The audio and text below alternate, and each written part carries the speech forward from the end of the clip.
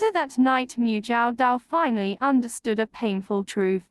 The night he called her name for the first time was not because he missed her, nor because he needed her, but simply because he needed somewhere to vent the humiliation he felt about himself. From that day on, everything gradually turned into a cold, repetitive cycle. Whenever someone casually made a sarcastic remark, whenever a look of pity brushed past the wheelchair, even if Trần Hạo hadn't touched a drop of alcohol, he would still call the butler, his voice low and icy. Call her up. No reason. No explanation. The moment Jiao Dao heard those words, her heart tightened. She knew exactly what awaited her. Not a husband, but a man whose pride was being crushed to pieces, choosing to drag her down with him into the abyss. He never hit her, never cursed at her. He only used that cold gaze, those words sharp as blades. Do I look like what they say? Have you ever thought that I'm a cripple? Each question was a cut. And she, though trembling in pain, still shook her head, still said, "No. In my heart, you have never been that." But Trần Hạo didn't believe her. Or rather, he did not allow himself to believe.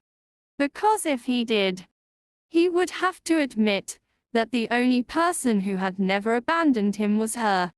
And that truth hurt far more than the world's pity.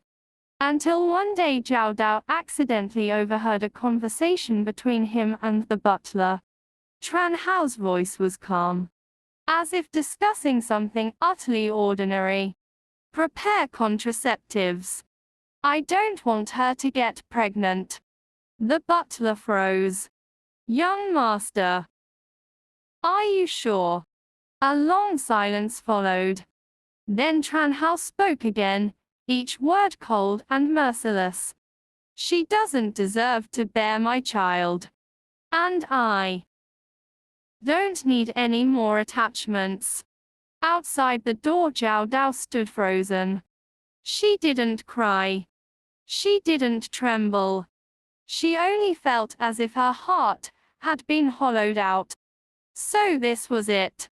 What she had been desperately trying to protect all this time wasn't a marriage, but an invisible cage, where she was kept only to shoulder someone else's pain and resentment. That night, she sat by the window for a very long time, staring at a starless, pitch-black sky. For the first time, a thought became painfully clear in her mind. Hand pointing right with back of hand showing, if one day she left, perhaps he would finally feel relieved. Hand pointing right with back of hand showing, and she would too. But her grandfather's words echoed in her ears. "If you want to leave, I will pave a path for you." Jiao Dao slowly closed her eyes. Her final tay fell silent without a sound. An unspoken farewell. A decision quietly taking shape. The butler's call came on a heavy, rain-soaked afternoon. On the other end of the line, the middle-aged man, usually calm and composed, now spoke with hesitation and unease. "Old master, I don't know whether I should report this, but recently I've had to prepare contraceptives far too many times for the young madam." At the other end, Tran Din Long froze. A long silence followed, long enough for the sound of rain tapping against the window to seep through the receiver, cold and relentless. "How many times?"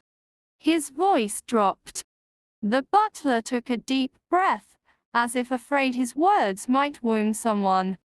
"Almost continuously. I'm worried about her health. I'm afraid she might develop complications." The old man's hand tightened around his dragon-headed cane. The wrinkles on his aged face deepened. He didn't need to ask more. He didn't need details. Just the words too many times were enough for him to understand what his granddaughter-in-law was enduring. A good, obedient child. Quiet, never complaining. So thin that even a slightly stronger wind could knock her over.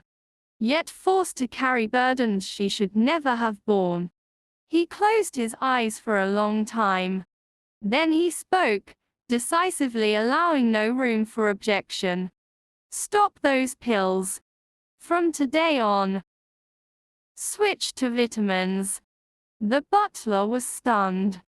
But, young master, I'll take responsibility.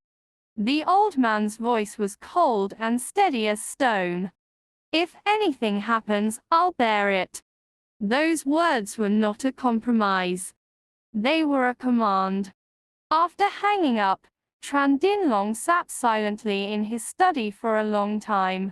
On the desk lay an old photograph, a little boy smiling brightly standing beside a much younger grandfather. Trần Hạo. He murmured, his voice hoarse. Do you know? You're hurting the most precious thing you have. That night Jiao Dao still took her medicine as usual. The pill was different today, no smell, no bitterness. She didn't ask. She didn't question. Because she had long grown used to not having the right to ask. Only. After swallowing it, she suddenly felt lighter. She didn't know why. Night fell. The spacious bedroom was as cold as ever. Trần Hạo lay with his back to her, his breathing steady, whether asleep or not, she couldn't tell. Jiao Dao stared at his back for a long time. She used to believe that if she just endured a little longer, just tried a little harder, everything would eventually be fine. But now, she finally understood. Hand pointing right with back of hand showing some pain cannot be exchanged for love through patience. Hand pointing right with back of hand showing some people, when swallowed by darkness, drag others down with them without even realizing it. Her tears soaked a small patch of the pillow. This time not out of despair, but because she had begun to wake up. At the main residence, Trần Dinlong stood before the ancestral altar. He lit a stick of incense and bowed slightly. Ancestors, please watch over her. If the child must leave, grant her a safe path. If she stays, give me the strength to protect her. The flame flickered gently. In his heart, a decision had already taken shape. Hand pointing right with back of hand showing whether Trần Hạo awakens or not, he will not allow Mu Jiao Dao to be destroyed any further. That afternoon the Tran family's main house was enveloped in an eerie stillness. Not the serene quiet of wealth and prestige, but the heavy silence before a storm.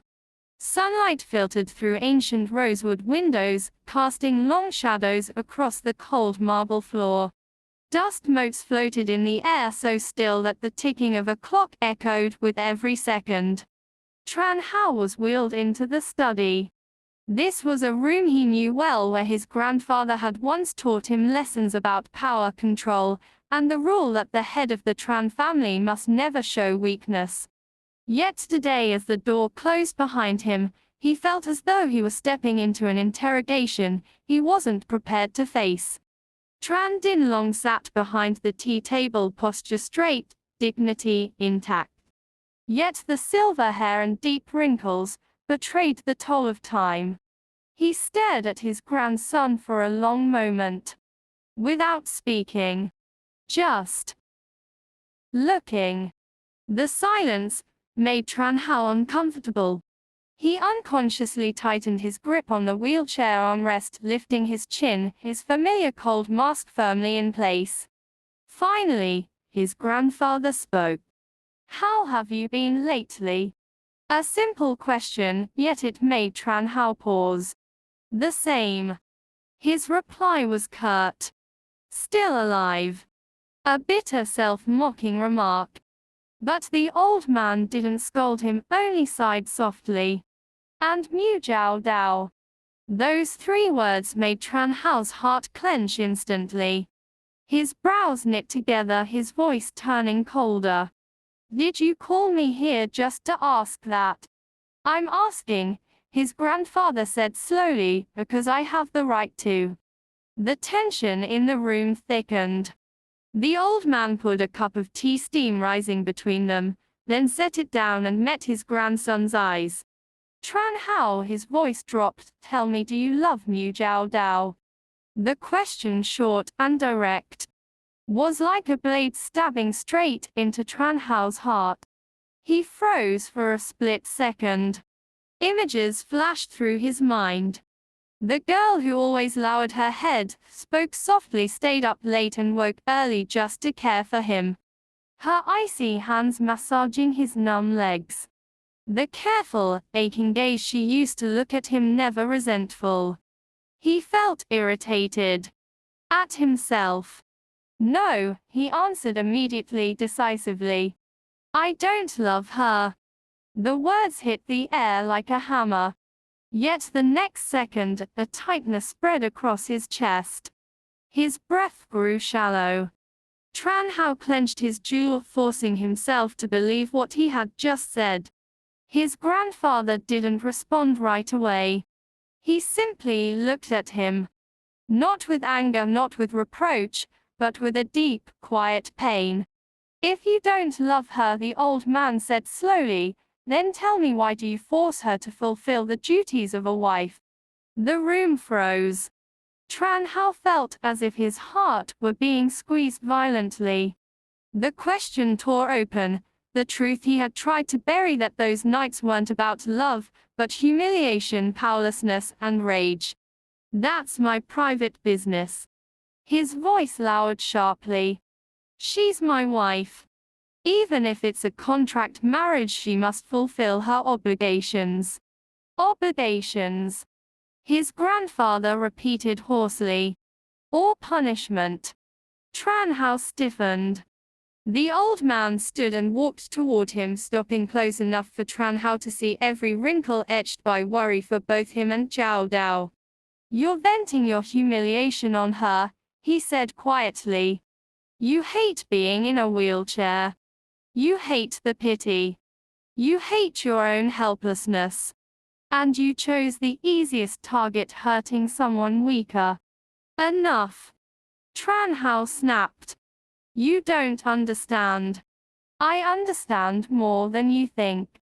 The old man met his gaze. And that's why I'm in pain. After a long silence, he continued. If you don't love Mu Jiao Dao, then when the 1-year contract ends, I'll take her away. Trần Hạo looked up. To a place far away, his grandfather added. So far that you'll never find her. In that instant, Trần Hạo felt the world tilt.